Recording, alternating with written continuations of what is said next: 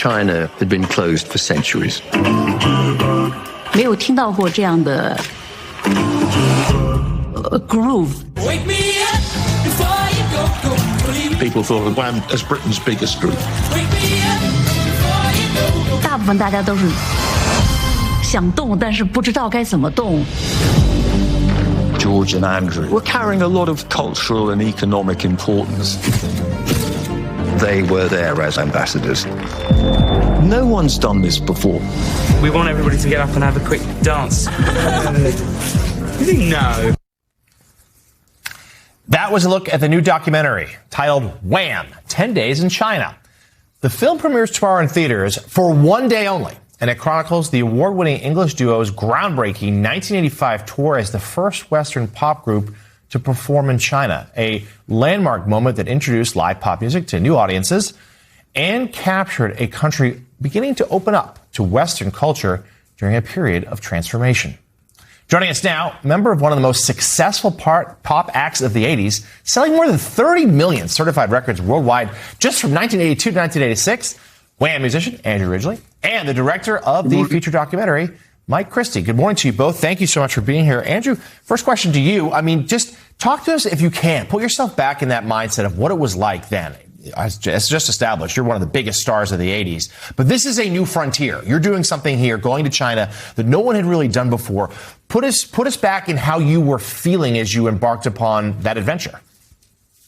Well, it was an adventure. You know, it was an endeavour, a bold endeavour that no one had in our position done before. And it was an exciting time. You know, we were going to Communist China, knew very little about it, only what we'd seen from newsreels, etc. And we were there to perform to an audience who had never seen Western pop music before. So, Mike, why is now the time to revisit this? And just remind audiences, if you will, why this mattered, why this was so important. I mean, the key thing, to answer your second question first, was no pop group had ever toured China. No Western pop group had been there. It was an absolute first. And, you know, that in itself was going to be the subject of a huge amount of fascination there and for, you know, the British music contingent. And the reason now, well, this story had kind of legendary status, and there was always this kind of myth of this footage that was sort of lost in storage somewhere. And we approached Andrew with a slightly different take on how to tell the story. And fortunately, it chimed with Andrew and George's family. So the timing was right. Andrew, we're watching some of that footage as you guys speak. And as I watch, of course, the late, great George Michael on stage, I'm wondering what it must have been like to be in diplomatic, geopolitical settings with Chinese officials. What was George like in that sort of a scene? Yeah, it wasn't an ordinary tour, and there was a lot of things that we were doing that we wouldn't have normally had to do. Meet with the ambassador at the British ambassador's residence, banquets with our Chinese hosts. So we were on our best behaviour, and it was there was quite a lot of pressure on us to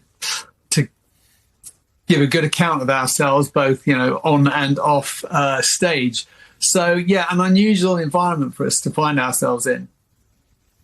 Mike, I remember this because I remember the fact that I think the audience was told not to stay in their seats, and it was not the normal response that Wham would get when it walked out onto a stage, and you could see having to really work it to get the audience into it, along with all of the political pressures. What do you think that this story is fundamentally about?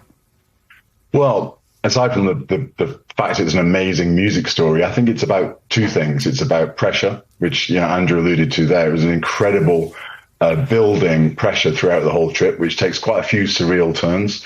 And it was also, I think, about perspectives. And that's one of the things that the film really focuses on. There are a huge number of kind of different interests and agendas within the kind of tour group, from the band, the press, the documentary crew, the Chinese perspective, and of course, George and Andrew's perspective. So some of those agendas and perspectives sometimes kind of rubbed up against each other and created different tensions in their own right. It's an absolutely fascinating story to see it play out. and you can see it play out in theaters globally for just one day, just tomorrow. The new documentary, Wham! 10 Days in China. Tickets are available at wham10daysinchina.com. Award-winning musician Andrew Ridgeley and director Mike Christie, our thanks to you both. Congrats on this.